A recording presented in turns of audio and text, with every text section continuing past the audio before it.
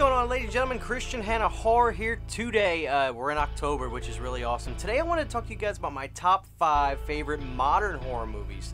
That's going to be movies from 2010 up until now. I know I don't usually talk about them much, but yes, I do watch modern horror movies. I even have a DVD player. So let's get into it. Number 5 for me is going to be the Terra Fire, which ironically is a retro 80s style slasher horror movie. But what the Terra Fire does is take everything a step further in terms of gore and just blood and everything. It was great. The Terra Fire has a very simple story, or lack thereof. You start out with just these 2 girls, and this clown shows up, Art, and they're in a little pizzeria, which is a great little it's a great little scene in that movie. I don't want to spoil it, but the tension builds up right away. You establish that Art is a very scary clown who is not very friendly. And Art takes his eyes on one particular girl that he finds an interest in. Yet the other girl, who plays a general stereotype, presses Art, and the movie basically begins from there. The movie is actually very suspenseful. It's a slasher movie, but it's got a lot of suspense to it, which was very refreshing. Art is like the opposite of Pennywise. He's dull, he's black and white, he's grim, he doesn't really talk, he's just evil, he's nasty. So that's one thing I really did like about Art, the absence or the oppositeness of Pennywise. Although Pennywise is great too. But everything that Terrifier lacks in terms of story and plot is what makes it good to me, because it's a great slasher movie. I don't need a whole story. I don't need the Green Mile. And the Terrifier delivers in terms of gore. I can't talk about the scenes on this video because it's just that bad. If you haven't seen the Terrifier, go check it out. A great slasher movie, period.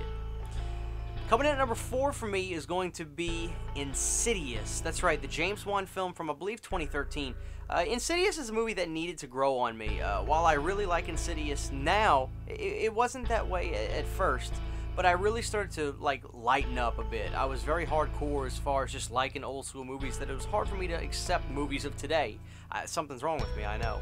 But the more I watch Insidious, the more I really appreciate it as the more some time goes on. Insidious is about this family where the 2 of the men in the family, the boy and the father, have this ability called where they can leave their bodies and travel into different realms. Their souls can leave their bodies during sleep, which is a gift, which is brought to light in this movie. And in this place they called the Further, you enter, a realm where, sunshine and rainbows is blackness and grayness and evil. And this young boy gets lost in the Further, and these demons hold him captive, keeping him away from his body long enough to where they can then possess him. I can understand.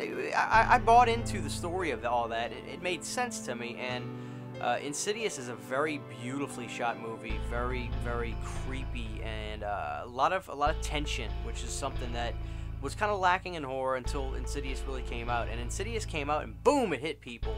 And they've made some good sequels to it, but I think the first one is just a fabulous movie. So my number 4 is Insidious, definitely a great James Wan film. Coming in at number 3 for me is actually going to be the sequel to the 2008 hit The Strangers.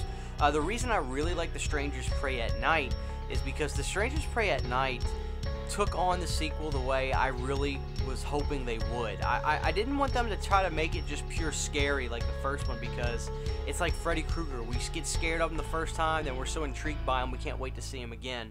And I felt the same way with The Strangers, so I kind of liked the approach they took for The Strangers Prey at Night. A little bit of campy, going to the trailer park and everything, and it was a nice trailer park. Going to the trailer park where it's desolate, it's quiet, you've got the kids who don't really get along with the parents, they don't want to do this.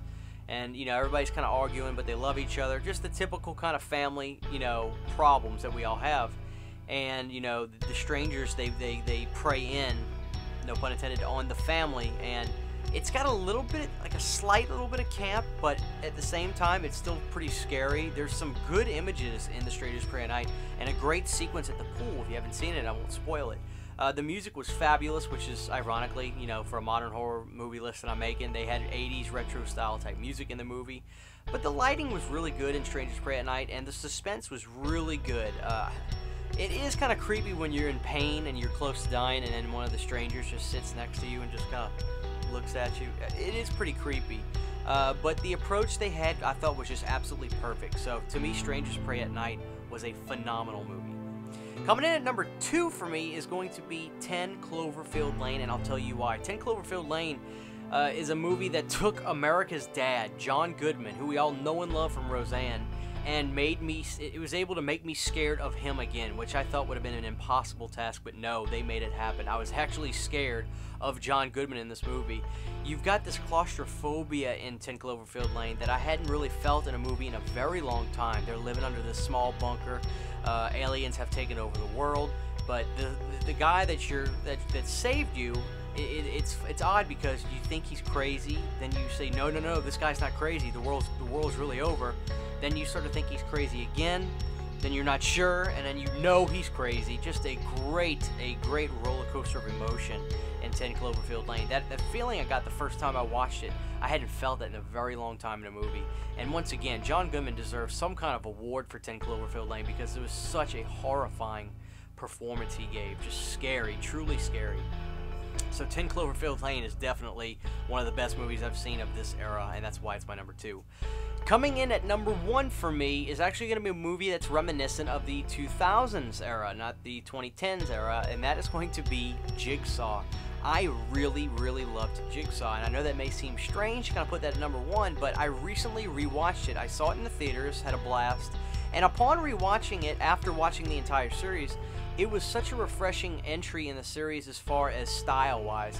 You know, they really kind of slowed everything down. They didn't make everything as choppy and dark colored. The trap scenes were a little bit more drawn out, and you really got to get into the story of the traps, and it was really great. It was great seeing John Kramer, the character, on screen again.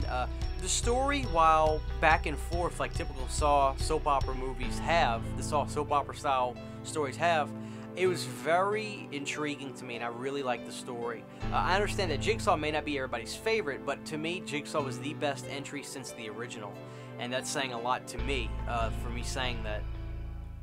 So Jigsaw was a great entry in the series, and I hope they follow it up, because I really liked it. And being a big Billy the Puppet fan, when he came out with the glowing red eyes with that updated look, I loved it. So just a great horror franchise. I think Saw is my Friday the 13th. I grew up with the Saw movies, so that's my horror franchise, and it's one of the last great horror franchises in my opinion. And Jigsaw is just a phenomenal entry in my opinion. I really liked it. So that's my list. I hope you guys enjoyed it. Cannot wait. Tell me your top 5 in the comments, please, or tell me a movie from this era that you love that maybe I can check out. There was more that I thought of, but this was my top 5. So please be sure to subscribe to Christian Hannah Horror for more great videos like this, and also be sure to hit the bell to be notified when I upload. You don't want to miss it. Thank you guys for watching. We'll see you next time.